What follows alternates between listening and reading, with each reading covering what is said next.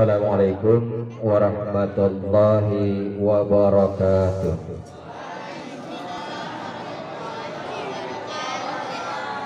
Alhamdulillah Rabbil Alamin, wassalatu wassalamu ala ashrafil anbiya wal mursalin wa ala alihi wa sahbihi rasulillahi ajma'in. Allahumma salli ala sayyidina Muhammad wa ala ali Muhammad. Alhamdulillah, hari ini bersyukur kita kepada Allah masih diberikan Allah kita kesehatan, keselamatan. Tak lupa pula salawat dan salam kita berbanyak kita ucapkan kepada ruh Nabi kita Muhammad sallallahu alaihi wasallam. Banyak-banyak kita baca salawat kalau memang kita cinta kepada Nabi Muhammad. Sini ada sebuah syair lagu, siapa yang hafal? Lagu ini cukup lagu untuk mengingatkan tentang nasihat, sangat besar maknanya. Petuah nasihat. Coba. Kalaulah pandai meniti bui, selamatlah badan sampai ke seberang. Di dalam hidup banyak rintangan, orang yang sabar Tuhan kasihan. Di dalam hidup banyak rintangan, orang yang sabar Tuhan kasihan. Karena pulut santan binasa, karena mulut badan binasa. Karena pulut santan binasa, karena mulut badan binasa. Pikir dahulu yang hendak dikata, jangan turunkan nafsu semata. Pikir dahulu yang hendak dikata, jangan ucapkan nafsu semata. Kalaulah mandi dihilir-hilir, bila berkata di bawah-bawah. Kalaulah mandi dihilir-hilir, bila berkata di bawah-bawah. Hidup di dunia kan terus bergilir, sehari senang, sehari susah. Hidup di dunia kan terus bergilir, sehari senang, sehari susah. Coba dari makna syairnya. Ya, banyak di sana. Kita ambil bait yang pertama. Kalaulah pandai meniti buih, alamat badan sampai ke seberang. Ya. Kalau kita hidup sabar, Allah juga sayang. Artinya apa? Hati-hati di dalam hidup ini menentukan pilihan. Maknanya ketakwaan kepada Allah, mana yang dilarang Allah tinggalkan, mana yang diperintah Allah kerjakan kalau ingin selamat ke seberang. Jadi kalau orang yang sabar, selalu diuji Allah dengan musibah, bencana, cobaan segala macam, sabar, itu tandanya Allah sayang sama kita. Kita semakin mendekatkan diri kepada Allah. Poin yang terakhir, hidup di dunia ini tak berharga. Ya, kalau masalah harta dunia itu berputar. Bisa hari ini si Tuti kaya, ya, si Butet miskin, besok si Butet kaya, si Tuti miskin. Ya, berputar. ya. Terkadang senang, terkadang susah.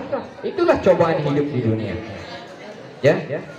Nah, ini sangat penting kamu pikirkan tentang kehidupan kita sekarang. Dari seorang guru saya pernah menyampaikan sebuah kisah, sebuah riwayat di zamannya para sahabat Rasulullah. Ada seorang raja yang alim, sangat kaya raya, hampir separuh, katakan dunia ini adalah milik seorang raja. Lalu sang raja berpesan kepada pengawalnya dan para keluarganya. Apa dia pesankan?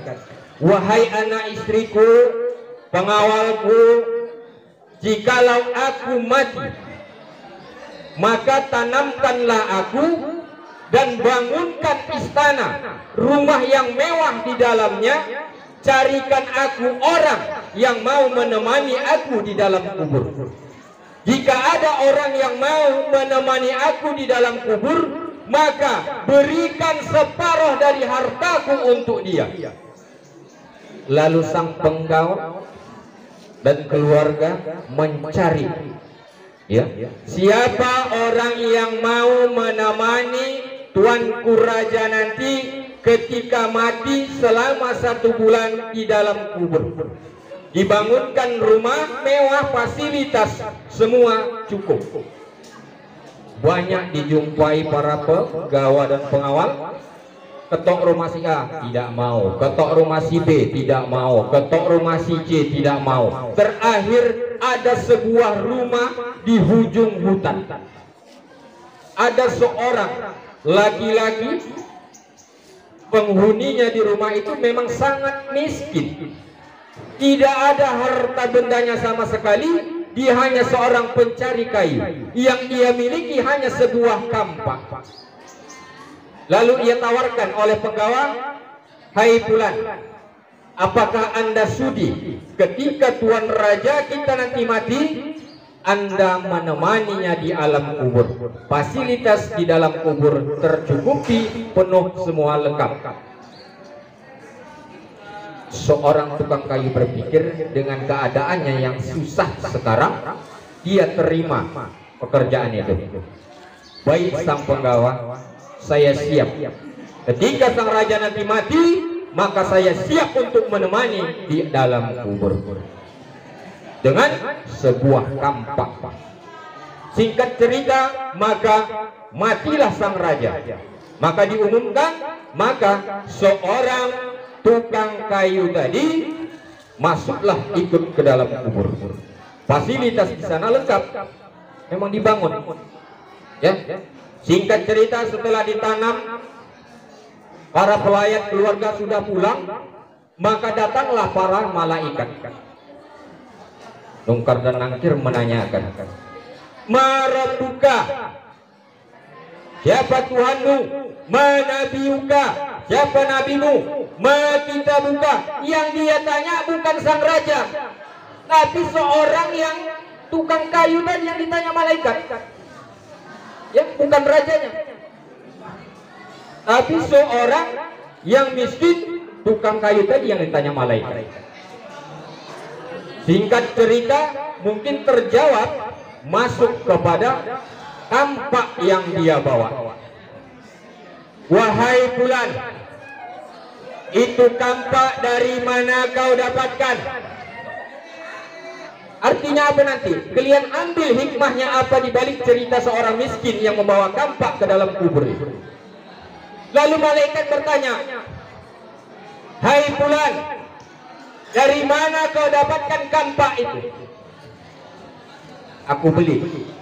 Dari siapa kau beli? Dari si Fulan. Dari mana duitnya? Dari ini. Kau gunakan untuk apa? Ya. Selesai perkara besi kampak. Lalu malaikat bertanya lagi, hai Fulan, itu gagang kampak terbuat dari apa? Mungkin dia jawab dari kayu. Kayunya dari mana? Dari ini beli. Belinya sama siapa? sampai detailnya seperti itu. Sampai 1 bulan.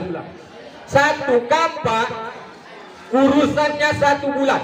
Begitu keluar dari kuburan, orang yang susah tadi habis diram benjol semua segala macam. Ya, kenapa? Digimbal, digiling sama para malaikat. Ketika sudah balik ke dunia, ya, ke muka bumi, sang penggawa dan pengawal langsung membawa ke istana. Dia dudukkan di hadapan keluarga sang raja. Lalu apa dia tanyakan?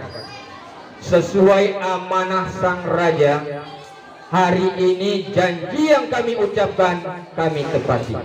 Separuh dari harta tuan raja kami serahkan kepada engkau wahai Fulan. Lalu apa jawabnya? Lah, tidak. Aku tidak mau menerima harta itu.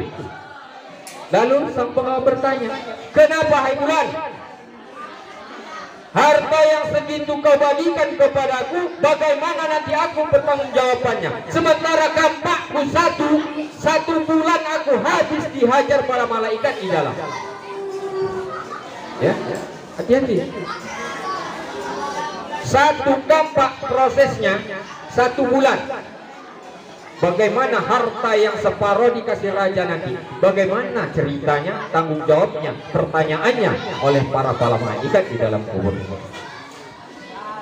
Ingat, banyak pun kita nanti menumpuk-numpuk harta di dunia ini, pertanggungjawabannya di alam kubur nanti kita pertanggungjawabkan masing-masing. Dari mana harta yang kita tumpuk-tumpuk itu kita dapat? Kita belanjakan buat apa saja? Sedangkan yang miskin ingat, yang miskin cuma hartanya 1 buah kampak. Kalau dibilang 1 buah kampak apa sih? Prosesnya aja berbulan-bulan. Oh, non lagi kita yang tak jelas nanti harta kita dapat. Ya. Dari mana kau dapat hartamu dulu? Dari main PUBG. Dari mana lagi kau harta? Dari main domino. Habis kepala kalian tuh domino yang kelatak kutuk. Ya. Dari mana kau dapat? Apalagi itu namanya yang main apel itu. Apa namanya itu, judi online itu? Buah apel, buah anggur, buah nanas. Begitu jatuh, kata duit. Hati-hati, itu kau judikan nanti datang buah apel sama buah nanas itu ke kepala kau. Bang, lembek kepala kau, keras lagi, bertak. Nah, jadi hati-hati. Jadi sedikit pun harta yang kita punya, tapi ingat tadi, ya, orang tua kita yang sudah mati itu bangga dengan mempunyai anak yang mau bersedekah, berinfak atas nama almarhum. Mungkin itu ya secara singkat dari kisah seorang raja kaya raya dengan seorang tukang kayu yang miskin hanya mempunyai kampak 1. Hikmahnya apa? Hati-hati kita di dunia ini mencari harta dari mana, umur kita nanti kemana, untuk apa kita gunakan. Itu yang akan dipertanggungjawabkan di hadapan Allah nanti di alam kubur. Ya, mungkin itu saja kisah singkat. Mungkin ada hikmahnya yang bisa kita pikirkan bersama. Ya, artinya setelah kamu sukses nanti, tamat kamu nanti dari sini, ya, dapat pekerjaan jadi direktur, manajer segala macam. Ingat pesan Bapak tadi, harta yang kau dapat nanti dari mana, kau gunakan untuk apa? Ya, biarpun sedikit hasilnya, tapi itu memang hasil jerih keringat kita, halal di mata Allah. Allah ridho dengan harta rezeki kita yang sedikit. Ya, banyak pun harta kita nanti tidak berkah, ada saja nanti. Ya, bisa terkikis harta yang banyak, ada saja. Yang sakit gigi lah, sakit hidung lah, sakit mata lah, habis duit itu berobat. Ya? Nah, jadi itulah secara singkat kisahnya tadi kita ambil pertanggungjawaban kita di hadapan Allah ketika kita sudah mati. Umur, harta, usia, kemana kita gunakan. Wabillahi taufiq wal hidayah. Wassalamualaikum warahmatullahi wabarakatuh.